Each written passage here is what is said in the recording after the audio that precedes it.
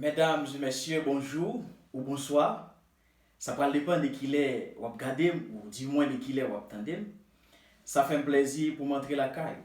Chaque semaine, nous portons ensemble des réflexions pour qui sont capables philosophiques, historiques ou politiques et même juridiques.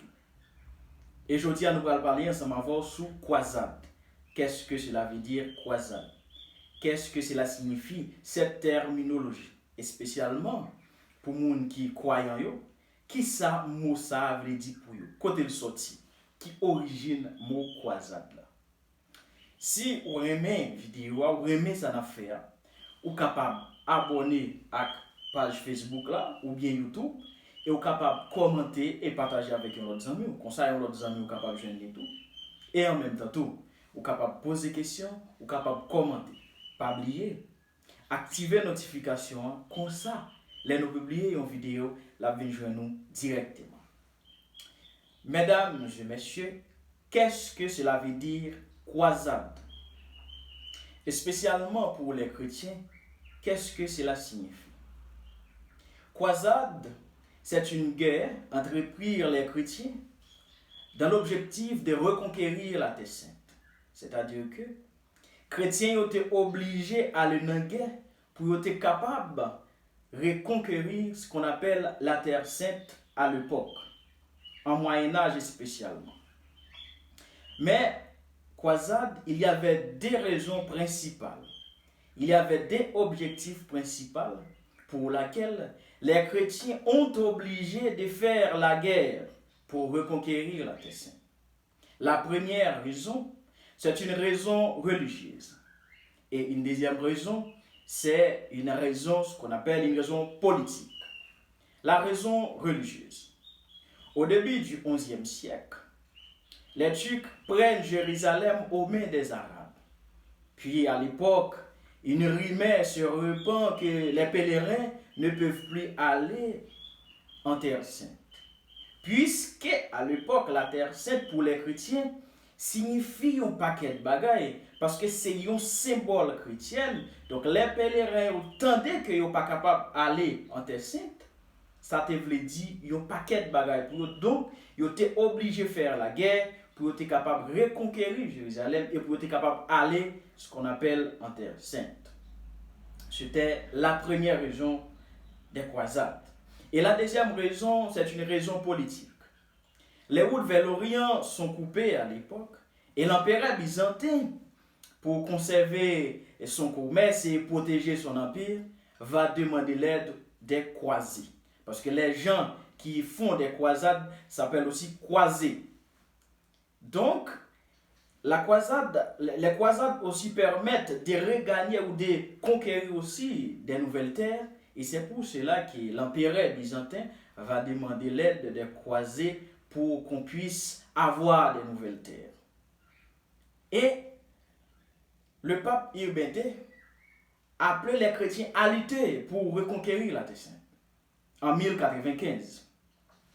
Et laissez-moi vous dire, de 1099 à 1270, il y a eu au moins 8 à 9 croisades. Et c'est le pape Urbain II qui va prêcher la première croisade. Il a demandé à les chrétiens, il faut aller faire la guerre, c'était l'objectif principal pour reconquérir la Terre Sainte. Et en même temps, il faut aider l'empereur byzantin à lutter contre les Turcs à l'époque. Et pour cela, le pape Urbain II fait appel avec 3 portoricains à l'époque. C'était Godefroy de Bouillon, Robert de Normandie, et il y avait aussi Raymond de Toulouse. Donc, il faisait l'appel à 3 portoricains pour aller faire la guerre, pour aller mener la guerre, afin de reconquérir ce qu'on appelle la Terre Sainte à l'époque. Et cette croisade n'avait pas beaucoup de succès, parce que les hommes meurent de faim et d'épuisement, et les survivants se font massacrer par les Turcs, parce que c'était une guerre féroce. Il y avait des millions de femmes, des enfants qui se font massacrer par les Turcs à l'époque. Et c'était la première croisade. Et il va avoir une deuxième croisade, une troisième croisade aussi, parce que le pape va demander de faire une troisième croisade. Et dans la troisième croisade, l'objectif c'était de lutter contre les Salandins. Les Salandins à l'époque c'était les chevaliers des Sarrasins. Et pour cela, le pape va demander aide de pays comme la Germanique et la France aussi, l'Angleterre. Il faisait appel à Frédéric. Et Frédéric, c'était à l'époque, Frédéric de Babéus, c'était à l'époque l'empereur germanique. Et il faisait appel aussi avec Richard Cœur de Lion, qui c'était le roi d'Angleterre, et Auguste, à l'époque, le roi de France, à l'époque. Et réellement, ils ont répondu à l'appel. Mais cette croisade ne dura pas aussi parce que Frédéric de Babéus s'est noyé en Asie mineure. Donc l'objectif réellement n'a pas atteint. Donc le pape a échoué dans ses expectatives de reconquérir la Terre Sainte. Et il va poursuivre d'autres croisades. Une quatrième, cinquième, sixième. Et il va demander à la fin de faire une septième croisade. Et septième croisade va se faire contre l'Égypte, contre les Égyptiens. Et cette croisade fut provoquée par la perte de Jérusalem à l'époque. Et là aussi, cette croisade ne durera pas longtemps parce que l'armée fut ravagée par la peste à l'époque. Parce qu'il y a cette épidémie de peste qui ravageait le monde à l'époque. Et c'est Saint-Louis aussi qui a organisé cette croisade à l'époque. Et plus souvent, il va y avoir une huitième croisade qui est organisée aussi par Saint-Louis. Mais c'était dans l'objectif de convertir d'autres peuples, et spécialement l'émir des Tunis. Et cette croisade aussi n'avait pas eu de succès parce que à l'époque, il y avait la peste. Et Saint-Louis aussi tomba malade et mourit. Donc cette croisade s'arrêta en Tunis à l'époque. Et il y avait, peut-être l'histoire nous raconte qu'il y avait aussi d'autres croisades, mais ce n'était pas l'objectif. Et à l'époque, mesdames et messieurs, comme jadis, il y avait des millions de femmes, des millions d'hommes qui se font massacrer par les Turcs. Cependant, les croisades n'ont pas eu de succès parce que dans la poursuite, les terres chrétiennes, spécialement en Orient, tombent toujours aux mains des musulmans. Et il y avait une réticence aux côtés des musulmans parce que les musulmans, jusqu'à nos jours, ils auraient été quoi que Occident chrétien, c'est un Occident qui est vraiment agressif. C'est un Occident qui seulement a intérêt dans sa nouvelle question commerciale et dans ça qui a à voir avec le développement de l'Europe. Et c'est jusqu'à présent que l'islam et l'Occident ne sont pas capables de cohabiter ensemble. Parce que nous avons un Occident qui est vraiment danger, qui est vraiment agressif. Mais nous, en Haïti, là nous parlons, nous allons faire croisade. Qu'est-ce que cela veut dire? Puisque croisade c'est la guerre, est-ce que la Bible a légitimé la guerre? Est-ce que Jésus, cette visage, cette image fictive, est-ce qu'il a légitimé la guerre? Je ne crois pas. Mais aussi, je ne vais pas approfondir dans cette idée pour éviter de faire ce qu'on appelle d'ilcrap, d'arianisme. Ce n'est pas mon objet principal de cette vidéo. Donc, en Haïti, souvent, on entend des gens qui faire croisade. Donc, si nous t'es éduqués réellement, oui, si nous t'es un peuple qui est formé, là, nous t'en des gens qui faire croisade, nous t'as connaître, mais écoutez, quel objectif? Pour quel but? Est-ce que nous sommes en guerre? Parce que croisade veut dire la guerre. Mais puisque nous avons un peuple qui n'est pas éduqué, et l'idée évangélique nous tout pas intérêt dans éduquer moun. Donc à ce point-là, nous avons un peuple qui acceptait tout le bagage. Parce qu'à l'époque, il y avait un objectif principal. Parce que c'était de reconquérir la Terre Sainte, ou du moins, c'était de travailler dans l'objectif ou dans l'intérêt de l'Europe, spécialement en matière commerciale. Et à l'époque, tout le monde qui t'a fait croisade, ça n'est les croisés. Là, ils retourné à un ensemble de méthodes nouvelles, ce qu'on appelle sur la médecine spécialement. Des nouvelles formes de pratiquer la médecine. Mais, croisade, c'était dans l'intérêt européen. Parce qu'à l'époque, les Occidentaux et les Italiens, les Occidentaux et les Italiens à l'époque, je dirais, avaient de l'intérêt commercial, et spécialement dans le développement de l'économie de l'Europe à l'époque. C'était ça. Donc, nous pouvons comprendre que nous gagnons ensemble des pratiques, nous adopter la caille, que nous pas même connaître qui ça veut dire et nous continuer à pratiquer sans avoir que nous pas connaître objectif principal. Et c'est ça qui arrive. Et c'est jusqu'en 5e siècle que Auguste a défini une conception sur la guerre des chrétiens. Donc il disait que la guerre des chrétiens est légitime parce que c'était bien nécessaire.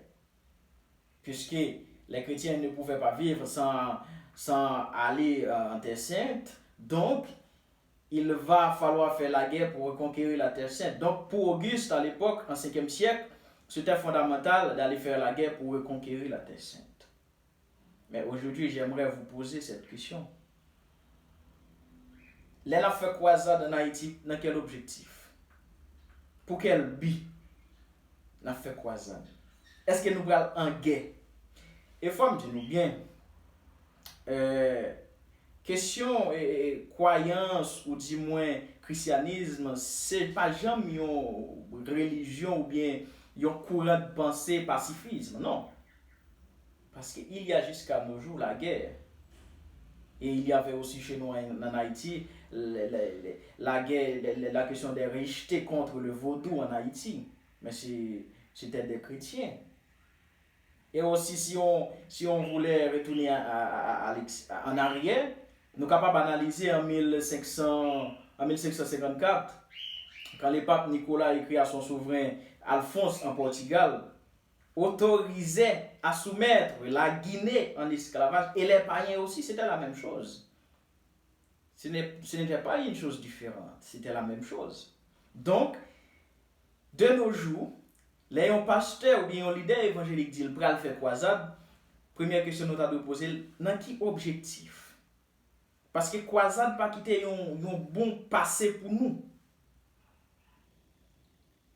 Est-ce que c'est Jésus ou bien est-ce que c'est la Bible? Moi, quand je parle de Jésus, je parle d'un homme fictif. Parce que beaucoup de nous savent que Jésus n'existait pas. Et nous connaissons ça très bien parce que c'est en 325 que Constantin réellement réuni dans le concile de Nicée pour unifier ce visage. Nous le savons tous que ce sont des mensonges, des falsifications. Mais est-ce que la Bible a légitimé la violence? Donc si on lit le livre de Matthieu, on peut dire non, la Bible n'a pas légitimé la violence. Mais à l'époque, les chrétiens faisaient la guerre pour la religion, pour Jésus, pour reconquérir la Terre Sainte. Et nous, de nos jours, pourquoi nous faisons la guerre? J'aimerais savoir pourquoi nous faisons la guerre. Et c'est la question que j'aimerais quelqu'un me réponde là-dessus. Donc, mesdames et messieurs, c'est un coup de vidéo parce que je voulais porter éclaircissement ça pour nous sur la question croisade là, côté le sorti, pour que ça ait été qu'on fait. Et de nos jours nous-mêmes pour que ça nous continue à faire croisade. Est-ce que là nous allons faire croisade, c'est massacre, nous allons massacrer le monde. Et c'est là qu'il y a une différence entre vaudou et moun qui dit que c'est chrétien. Parce que vaudou pas jamais à prêcher personne monde. Vaudou pas jamais à bouler aucun bagage l'autre monde. Mais nous toujours forcer moun convertir. C'est comme quoi que nous gagnons un parti qui est plus bon que l'autre. Non. Ça n'existe pas dans la tradition africaine, dans notre tradition, non. Mais pour idéologie moun qui dit yo gen la foi en Christ yo, en Jésus yo, nous toujours exiger moun yo boule ça yo gagné comme quoi c'est bagay diabolique. Mais c'est un manque de connaissances. C'est ça que fait le père de la théologie haïtienne, je crois que Jacques Axéis, si je me rappelle bien, si je ne me trompe pas le nom, disait que les pasteurs en Haïti sont des occidentaux. Nous américaniser théologie haïtienne, non. Nous occidentaliser théologie haïtienne. C'est ça que fait nous pas véchita ensemble pour nous construire une théologie à la manière haïtienne. Nous rejeter culture nous étant que peuple. Et ça tout ça contribue dans rendre pays pas qu'à développer. Parce que yon peuple sans culture, yon peuple sans histoire, yon peuple qui pas connaît histoire, pas gen aucun côté ou ka la veille qui est capable de porter rien positif. Donc, mesdames et messieurs, c'était une petite réflexion sur les croisades. Si vous aimez, vous êtes capable de partager, parce que m'a toujours partagé réflexion ensemble avec vous, quel que soit philosophique, juridique, politique, et qu'on soit en même temps, vous êtes capable de poser des questions. Et comme ça, nous sommes capables de faire route là ensemble. Je remercie du fait que vous avez choisi Tandem. Et ça fait un plaisir, parce que je connais, vous partager, vous commenter et vous activer les notifications. Moi, je remercie nous toutes et je souhaite pas longtemps, nous encore pour une autre réflexion. Merci.